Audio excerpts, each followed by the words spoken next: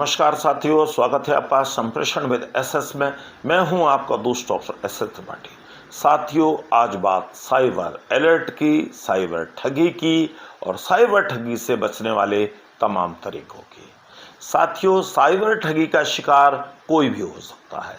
कोई युवा, कोई युवती, कोई अधेड़, कोई महिला, कोई पुरुष या फिर कोई सीनियर सिटीजन।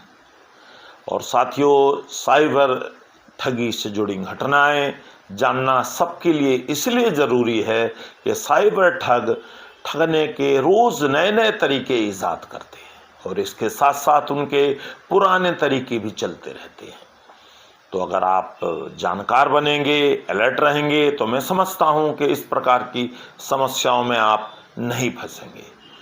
और कोई भी ठगी हो जाने पर आप 1930 पर कॉल करें या फिर साइबर सेल की हेल्पलाइन पर अपनी कंप्लेंट दर्ज कराएं, क्योंकि साथियों, विद्वान यही कहते हैं, जितने जल्दी आप कंप्लेंट करेंगे आपके पैसे वापस आने के चांस उतने ही ज़्यादा रहेंगे। ऐसे ही कुछ तरीके लेकर आपसे साझा करने वाला हूं और उम्मीद करता हूं आप स्वयं इन्हें समझेंगे और अपने मित्र संबंधियों को बताकर उन्हें भी जागरूक करेंगे, अपना स्नेह दीजिएगा। तो साथियों, सबसे पहली बात ये उठती है कि सीनियर सिटीजन ही निशाने पर क्यों होते हैं। तो साथियों, यहाँ बड़ी ही विनम्रता से अपने बड़े सयाने सीनियर सिटीजन से यही कहना चाहूँगा कि आप लोग आसान शिकार कुछ वजहों के कारण बनते हैं। तो पहली वजह तो साथियों ये है कि काफ़ी सारे हमारे बड़े सयानों के पास स्मार्टफोन्स हैं, जिनके कुछ फंक्शंस वो जानते हैं या उतने ही फंक्शन जानते हैं जितने उनके बच्चों ने बताए हैं। तो यही कारण है कई बार उनसे कुछ गलतियां हो जाती हैं और उनके फ़ोन हैक हो जाते हैं या कुछ गलत चीज़ें डाउनलोड हो जाती हैं। और जो फ़ोन पे है, पेटीएम है, भीम पे है, एफबी, एक्स, इंस्टाग्राम, इन तमाम चीज़ों में भी आजकल के बुज़ुर्ग खुद को एक्टिव रखने के लिए अकाउंट बनाना चाहते हैं और रखते हैं। तो इन आत्मनिर्भर बनने के प्रयासों के चलते भी साथियों कई बार ठगी की घटनाएं हो जाती हैं, क्योंकि यह आधी अधूरी आत्मनिर्भरता साथियों जो है कई बार पूरा बड़ा नुकसान करवा देती है। तो मैं समझता हूँ, ये विनम्रता से कहना चाहूँगा, हमारे बड़े सयानों को इन चीज़ों से बचना चाहिए। अब साथियों, जानते हैं कि आखिर ये बड़े सयाने ही निशाने पर क्यों होते हैं। तो उसके पीछे साथियों बड़ी आसान सी वजह है कि बड़े सयानों के अकाउंट्स में अच्छे पैसे होते हैं और लोग इन्हें लालच देकर या किसी तरह समझाकर ये आसानी से भरोसा कर लेते हैं। युवाओं की तुलना में तो अच्छे रिटर्न्स का लालच देकर इनके पैसे हेरा फेरी में लगवा देते हैं और फिर सारे पैसे लेकर चंपत हो जाते हैं। कई बार इनकी गलती से कोई गलत लिंक इनसे ओपन हो जाता है और इनका फ़ोन जो है उन्हीं वजहों से हैक हो जाता है। कई बार थोड़े बहुत लालच या यूँ कहें कि किसी के बहकावे में आकर ये हमारे बड़े सयाने हनी ट्रैप में भी फंस जाते हैं। डिजिटल अरेस्ट, ठगों द्वारा धमकाना, इनकी बेइज्जती का डर दिखाना, ये तमाम चीज़ें ऐसी हैं जिनकी वजह से बड़े सयाने लोग उनके निशाने पर बड़े आसानी से आ जाते हैं। और कई बार साथियों ऐसा भी होता है कि मित्रता के नाम पर हमारे बड़े सयानों को तमाम व्हाट्सएप ग्रुप में जोड़ दिया जाता है, तमाम फर्जी लिंक उनके साथ शेयर किए जाते हैं, जिसके चलते वो उस ग्रुप में उलझ कर रह जाते हैं और पता जब चलता है जब उनके साथ ठगी हो जाती है। कई बार साथियों बिल, टैक्स, पेनाल्टी, नोटिस के नाम पर उनके पास कॉल आते हैं और वो समझ नहीं पाते हैं कि ये सच्चाई क्या है। यह भी एक बड़ी वजह हो सकती है।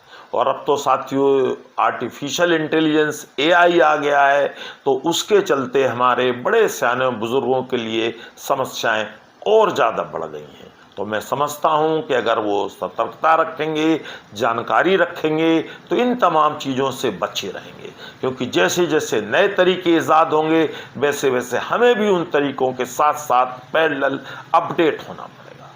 और अब साथियों बात करते हैं नवंबर का महीना जो होता है वो बड़े बुजुर्गों खासकर पेंशनर्स के लिए बड़ा ही खतरनाक माना जाता है, क्योंकि हर साल नवंबर के महीने में हजारों शिकायतें आती हैं बुजुर्गों की, पेंशनर की ठगी की। क्योंकि साथियों जो सरकारी सेवा में हैं या रिटायर हो चुके हैं सरकारी सेवा से या जानकारी रखते हैं, वो जानते हैं कि नवंबर के महीने में सामान्यतया जितने भी सरकारी कर्मचारी हैं सबको एक जीवन प्रमाण पत्र या जिससे कहें लाइफ सर्टिफिकेट है वो अपने जो भी प्रदाता हैं उनके पेंशन उनको सबमिट कराना होता है।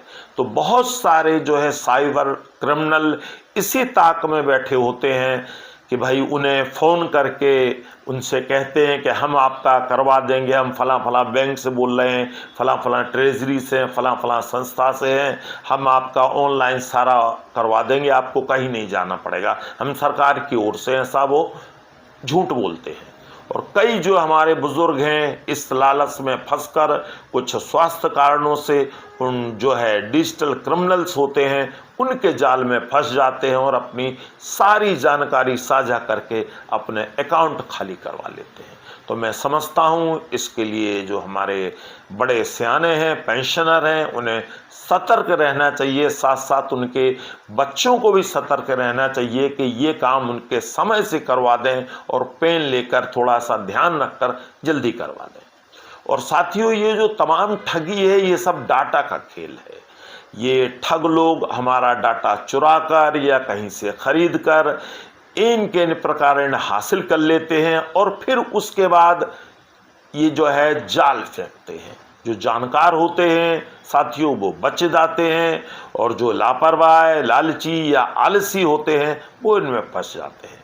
कई बार साथियों फ़ोन, लाइट, पानी, गैस इनके कनेक्शन के नाम पर, कार्ड कैंसिल करने के नाम पर, केवाईसी के नाम पर लोगों को ठगा जाता है। तो इसके लिए ध्यान रखना होता है कि आप कॉल मर्ज ना करें, अनजान वीडियो व्हाट्सएप ग्रुप से ना जुड़ें और जो है अनजानी कॉल हैं उन्हें उठाने से बचें और पुरानी चीज़ें खरीदने बेचने के चक्कर से बचें। आजकल बहुत सारे ऐसे हो रहे हैं जिनमें हमारे सेना के भाइयों की झूठी जानकारी देकर और फंसा लेते हैं। लोग सेना के लोगों पर विश्वास कर लेते हैं लेकिन वास्तव में वो सेना के लोग नहीं होते हैं, साइबर ठग होते हैं जो आपको झांसा देकर ठग ले जाते हैं।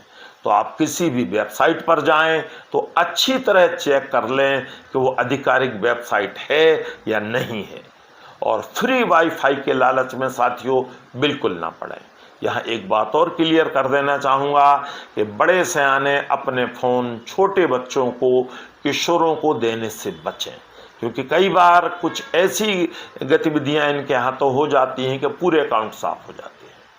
और समय समय पर जो हमारे बड़े सयाने हैं अपना बैलेंस, बैंक अकाउंट चेक करते रहें।